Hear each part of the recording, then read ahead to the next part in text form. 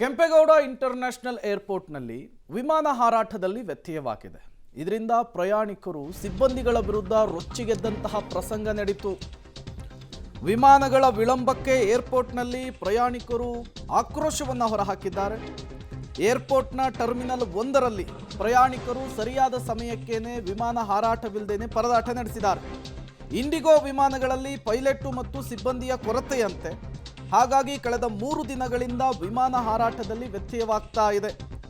Departure ಗೇಟ್ಗಳ ಬಳಿಯೂ ಕೂಡ ಪ್ರಯಾಣಿಕರ ಸಂಖ್ಯೆ ಹೆಚ್ಚಾಗಿದೆ ಅನ್ನೋದು ಗೊತ್ತಾಗ್ತಾ ಇದೆ. ಹೊರ ರಾಜ್ಯಕ್ಕೆ ಹೋಗಬೇಕಾದವರು, ಹೊರದೇಶಕ್ಕೆ ಹೋಗಬೇಕಾದವರು, ಸೇಫ್ ಮತ್ತು ಈಸಿ ಪ್ರಯಾಣ ಅನ್ನುವಂತಹ ಕಾರಣಕ್ಕೆ ವಿಮಾನ ಪ್ರಯಾಣವನ್ನು ಚೂಸ್ ಮಾಡ್ತಾರೆ.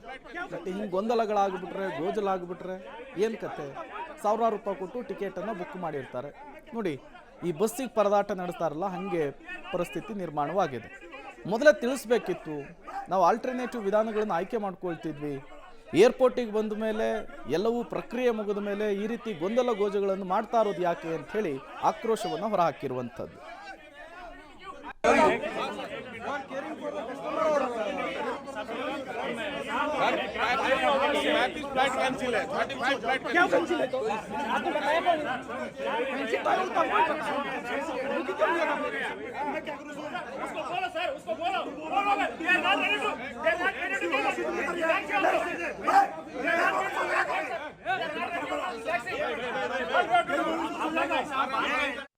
ಮತ್ತಷ್ಟು ಡೀಟೇಲ್ಸ್ ಅನ್ನು ಕೊಡೋದಕ್ಕೆ ಮುದ್ದುಕೃಷ್ಣ ದೂರವಾಣಿ ಸಂಪರ್ಕದಲ್ಲಿ ಜಾಯಿನ್ ಆಗಿದ್ದಾರೆ. ಮುದ್ದುಕೃಷ್ಣ, ಯಾಕೆ ಈ ಸಮಸ್ಯೆ ಅಂತ ಹೇಳಿ ಮೊದಲೇನೆ ಪ್ರಯಾಣಿಕರಿಗೆ ಮಾಹಿತಿ ಕೊಡುವಂತಹ ಕೆಲಸ ಯಾಕೆ ಆಗ್ತಾ ಇಲ್ಲ?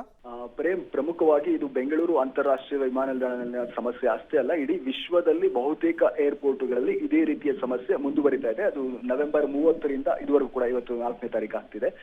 ಇದಕ್ಕೆ ಪ್ರಮುಖವಾದಂತಹ ಕಾರಣ ಆಗ್ತಿರುವಂತದ್ದು ಏರ್ ಬಸ್ ಅಂತಕ್ಕಂಥ ವಿಮಾನಯಾನ ಸಂಸ್ಥೆ ಏನಿದೆ, ಆ ವಿಮಾನ ತಯಾರಿಸಿರುವಂತಹ ಆ ವಿಮಾನದಲ್ಲಿ ಸಾಫ್ಟ್ವೇರ್ ಮತ್ತೆ ಹಾರ್ಡ್ವೇರ್ ನ ದೋಷ ಇರುವಂತದ್ದು. ಹಾಗಾಗಿ ಈ ದೋಷವನ್ನ ಸರಿಪಡಿಸುವವರೆಗೂ ಕೂಡ ಈ ಏರ್ ಬಸ್ ನ ವಿಮಾನಗಳನ್ನ ಹಾರಾಟ ಮಾಡುವಂತಿಲ್ಲ ಅಂತೇಳಿ ಡಿಜಿಸಿ ಅಂದ್ರೆ ವಿಮಾನಯಾನ ಸಚಿವಾಲಯ ಈಗಾಗಲೇ ಕೂಡ ಆದೇಶವನ್ನ ಮಾಡಿರುವಂತದ್ದು. ಹಾಗಾಗಿ ಈ ಸಮಸ್ಯೆ ಕಾಣಿಸ್ಕೊಳ್ತಾ ಇದೆ. ಪ್ರಮುಖವಾಗಿ ವಿಮಾನದಲ್ಲಿ ಪ್ರಯಾಣ ಮಾಡ್ತಿರುವಂತಂದ್ರೆ ಟಿಕೆಟ್ ಅನ್ನ ಮೊದಲೇ ಕಾಯ್ದಿರಿಸ್ತಾರೆ, 2-3 ದಿನಗಳ ಮೊದಲೇ ಎಲ್ಲ ಪ್ಲಾನ್ ಮಾಡ್ಕೊಂಡಿರ್ತಾರೆ. ಹಾಗಾಗಿ ಆ ಸಮಯಕ್ಕೆ ಅಂದ್ರೆ ನಿಗದಿತ ಸಮಯಕ್ಕಿಂತ ಮೊದಲೇ 1.5 ಗಂಟೆ 2 ಗಂಟೆ ಮೊದಲೇ ಏರ್ಪೋರ್ಟ್ ಅನ್ನ ಕೂಡ ತಲುಪಿರ್ತಾರೆ.